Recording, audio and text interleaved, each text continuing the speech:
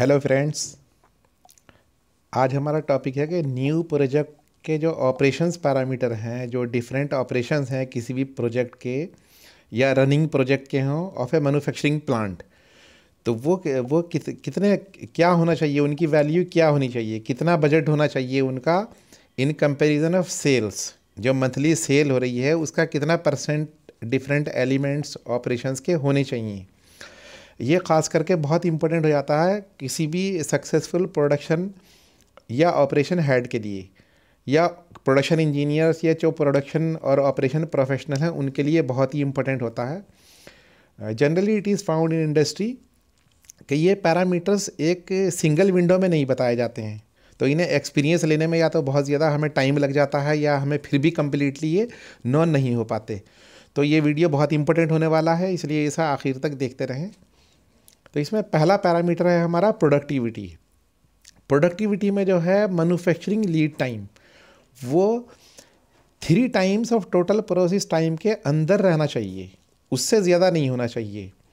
इसका मतलब है कि जो किसी भी हमारे प्रोडक्ट को और आइटम को रॉ मटेरियल से लेके फिनिश गुड तक ले जाने की जो प्रोसेसेस हैं उस टाइम का समीशन करके उसके 3 टाइम से ज़्यादा नहीं होना चाहिए मैन्युफैक्चरिंग लीड टाइम। नेक्स्ट इसमें एलिमेंट है प्रोडक्टिविटी में वैल्यू एडेड एक्टिविटीज़ हर एक प्रोसेस में 65% से ज़्यादा होनी चाहिए, उससे कम नहीं होनी चाहिए। क्योंकि इसमें नॉन वैल्यू एडेड प्रोसेस कई बार अगर हम स्टडी करेंगे तो वो बहुत ज़्यादा हो जाती हैं। तो हमारी प्रोसेस ऐसी होनी चाहिए कि उसमें वैल्यू एडेड प्रोसेस जो वैल्यूज़ एडेड एक्टिविटीज़ की वैल्यू है वो 65% होनी चाहिए।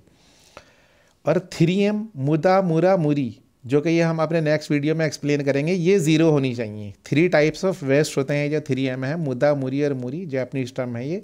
तो ये वेस्ट हमारे ज़ीरो होने चाहिए।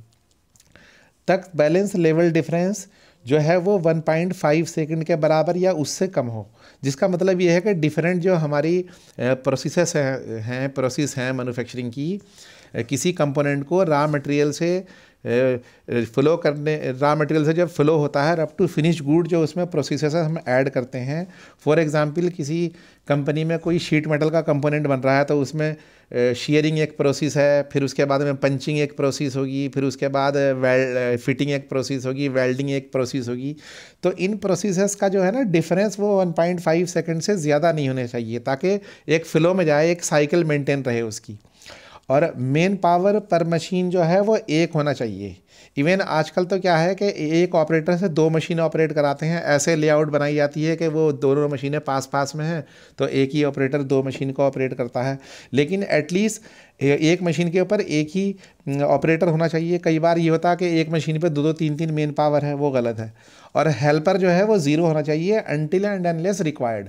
कई बार अगर बहुत हैवी जॉब है तब एक अलग बात है कि हम उसमें हेल्पर डिसाइड करें। अदरवाइज़ मशीन के ऊपर जो मैनेजेबल मशीन है, एक लाइट मशीन है, उसके ऊपर एक ही ऑपरेटर होना चाहिए, वही अपने आसपास के छोटे मोटे जो हेल्पिंग वर्क हैं वो करे। मटेरियल फ्लो के जो फ्लॉज हैं वो ज़ीरो होने चाहिए।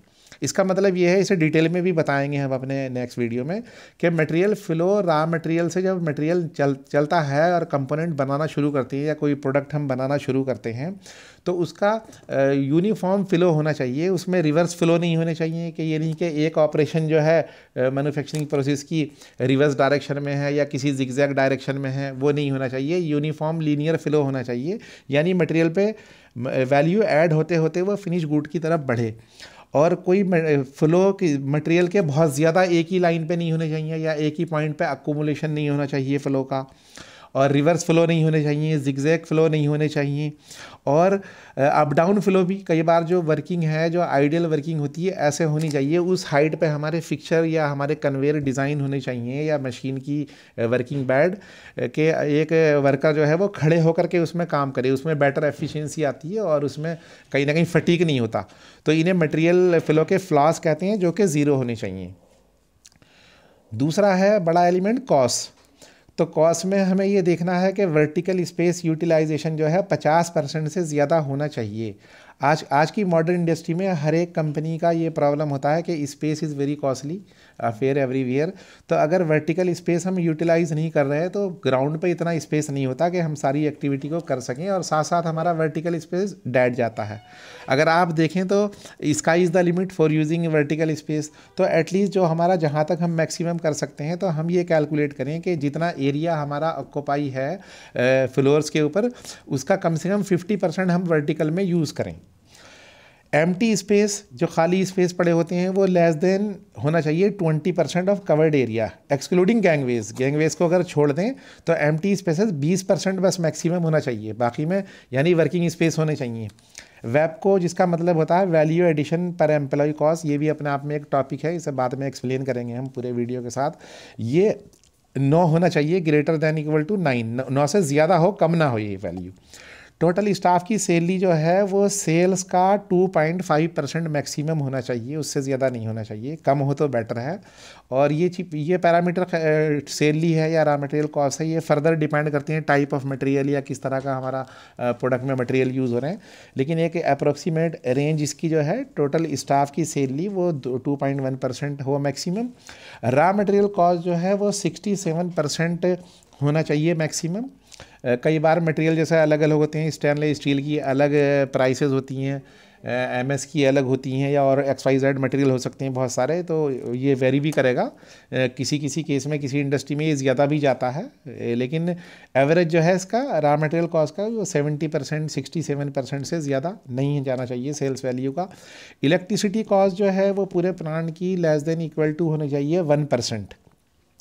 और एबिटा, जिसका मतलब है earning before interest depreciation and tax, ये ग्रेटर देन 15% होना चाहिए। 15% से ज़्यादा हो तभी प्रॉफिटेबल होंगी हमारी ऑपरेशन। तीसरा एक बड़ा एलिमेंट है अब क्वालिटी में हमें ये देखना है कि सप्लायर रिजेक्शन जो है वो लेस देन 100 ppm हो, या परसेंटेज में देखें तो 0.01%।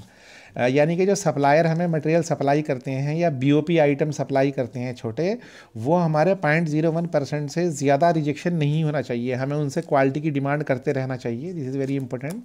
और इंटरनल रिजेक्शन जो है वो लेस देन 1000 ppm। ये ज़्यादा इसलिए है क्योंकि इंटरनल में ज़्यादा ऑपरेशन होती हैं इन कंपेरिजन ऑफ सप्लायर्स, तो ये 0.1% से ज़्यादा नहीं होना चाहिए internal rejection. Customer rejection obviously zero होना चाहिए। कस्टमर जो रिजेक्ट करके मटेरियल भेजे, छोटी मोटी कई बार ग्रीवेंस भेज सकता है कस्टमर, जिसे हम रेक्टिफाई करें आगे। होना तो ये चाहिए कि कस्टमर शुड बी डिलाइटेड, कि हम ऐसे काम करें कि वो सेटिस्फेक्शन से भी ऊपर डिलाइटेड हो, हमें वो अप्रिशिएशन करके भेजे। लेकिन कम से कम कस्टमर की तरफ से कोई भी तुम्हारा प्रोडक्ट जो है ना रिजेक्ट होकर नहीं आना चाहिए। हमारा क्वालिटी सिस्टम इस तरह का हो। और फिर नेक्स्ट है कि 3 लेवल ऑफ क्वालिटी गेट्स होने चाहिए, यानी कि एक इनकमिंग क्वालिटी इंस्पेक्शन, दूसरा इन प्रोसेस इंस्पेक्शन, और एक फिनिश गुड में जिसे PDI भी कहते हैं। तो 2 लेवल इन प्रोसेस होने चाहिए और 1 इन फिनिश। कई बार ओवर लेवल भी नहीं है ना, अलग अलग के हमने डिफरेंट जगह लेवल लगाए क्वालिटी के, that is also not good. तो हमारे 3 लेवल होने चाहिए क्वालिटी के। APQP हमारा 100% होना चाहिए, जिसका मतलब है एडवांस प्रोडक्शन क्वालिटी प्लानिंग, या इसे एडवांस प्रोसेस क्वालिटी प्लानिंग भी कहते हैं, जो भी अपने आप में एक पूरा टॉपिक है। इसके ऊपर एक वीडियो बनाएंगे, लेकिन इसमें ब्रीफ में यह है कि जैसे प्रोडक्शन स्टार्ट से पहले हमारे प्रॉपर ड्राइंग्स हों, प्रोसेस फ्लो डाइग्राम्स हों उसका बना हुआ, क्वालिटी इंस्पेक्शन प्लान्स हों अवेलेबल हमारे पास में, कंट्रोल चार्ट हों कि कोई वेरिएशन आता है तो कैसे कंट्रोल करना है, और प्रोडक्शन रिपोर्ट्स के क्या फॉर्मेट होंगे, क्वालिटी रिपोर्ट्स के फॉर्मेट, वो सारे डिसाइडेड होने चाहिए। और हर एक प्रोडक्ट में, कोई नया प्रोडक्ट हो या ऑलरेडी एग्जिस्टिंग हो, 100% उसका APQP होना चाहिए। और नेक्स्ट है फिर डाइज, टूलिंग, इंस्ट्रूमेंट्स, वो हमेशा कैलिब्रेटेड और सर्टिफाइड होने चाहिए। ये एक बहुत इंपॉर्टेंट एरिया है। कई बार लोग रूटीन एक्टिविटीज़ में ऐसे बिजी हो जाते हैं कि वो इन चीज़ों को ज़्यादा सीरियस नहीं देखते, बट ये बहुत इंपॉर्टेंट है। अगर ये प्रॉपरली कैलिब्रेटेड नहीं होंगे तो कभी भी हमारे प्रोडक्ट में क्वालिटी में हमारे में प्रॉब्लम आएगी और डिफेक्ट्स आ सकते हैं प्रोडक्ट में, या रिजेक्शन बढ़ जाएंगे। फिर नेक्स्ट है constant identification of things gone right या थिंग्स गॉन रॉन्ग। कौन सी हमारी एक्टिविटीज़ ऐसी हैं कि उसमें कभी जो चीज़ें हैं वो गलत गई या सही गई, इनका रिकॉर्ड होना चाहिए, ताकि जो चीज़ें गलत गई उन्हें फिर हम आगे से करेक्टिव एक्शन करें उनके ऊपर, और प्रिवेंटिव एक्शन करें, और जो थिंग्स राइट गॉन है वो भी एक रिकॉर्ड में रहे। नेक्स्ट एलिमेंट है हमारा delivery. Delivery 100% adherence to schedule आज की डेट में बहुत इंपॉर्टेंट है ये कि कोई भी कस्टमर एक वेट नहीं करता, तो adherence to 100% schedule is very important. Machinery जो है वो 99% अप टाइम होना चाहिए, ब्रेक डाउन यानी कि लेस देन 1% हो, क्योंकि मशीन अगर ब्रेक डाउन में रहेंगी अगर तो ऑब्वियसली आप डिलीवरी मीट नहीं कर सकते, तो ये बड़ा इंपॉर्टेंट है। अल्टीमेटली कन्वर्जन थ्रू मशीन्स है आज की इंडस्ट्री में पूरा, तो मशीन जी जो है 99% अप टाइम होना चाहिए through proper preventive maintenance and on time maintenance.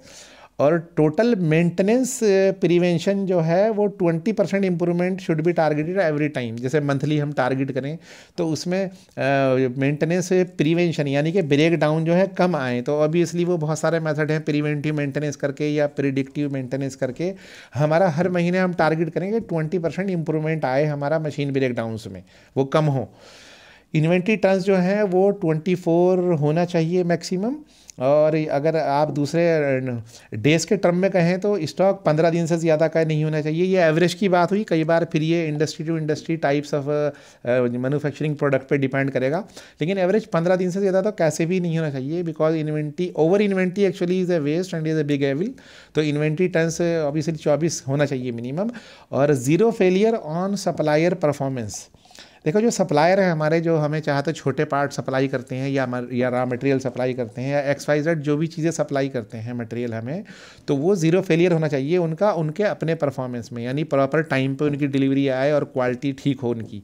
क्योंकि उसमें उससे भी कई बार क्या है, अगर वो फेल होते हैं अपनी परफॉर्मेंस में, डिलीवरी में या क्वालिटी में, तो ऑब्वियसली जो मेन कंपनी है, प्रिंसिपल कंपनी है, उसके सारे डिलीवरी शेड्यूल जो है वो फेल हो जाएंगे।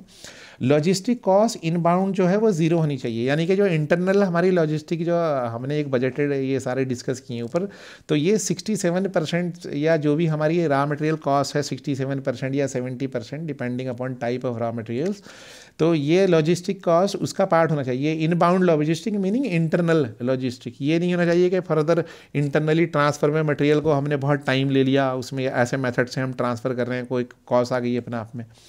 लॉजिस्टिक कॉस्ट आउटबाउंड जो है वो मैक्सिमम 80% होना चाहिए, और बजटेड कॉस्ट जो उसकी हमारी बजटेड कॉस्ट है। कई बार क्या होता है कि लॉजिस्टिक जो आउटसाइड लॉजिस्टिक है, हम ऐसे लॉजिस्टिक एजेंसीज़ के थ्रू या कोई और रीजंस हो गई हमारी जो हम मॉनिटर नहीं कर रहे प्रॉपरली, कि हमारी लॉजिस्टिक जो कॉस्ट है वो सडनली इंक्रीज़ हो गई, जो हमने बजट उसका सेट किया था उससे ज़्यादा, तो वो मॉनिटरिंग भी बड़ी इंपॉर्टेंट है। नेक्स्ट है हमारा फिफ्थ एलिमेंट सेफ्टी। सेफ्टी में एक्सीडेंट ज़ीरो होने चाहिए, ज़ीरो अनसेफ कंडीशंस हो प्लांट में, और इरेडिकेशन ऑफ अनसेफ एक्ट अगर कोई हुआ है तो वो 1 महीने के अंदर अंदर उसे हम ख़त्म करें, उस अनसेफ कंडीशन को हटाएं।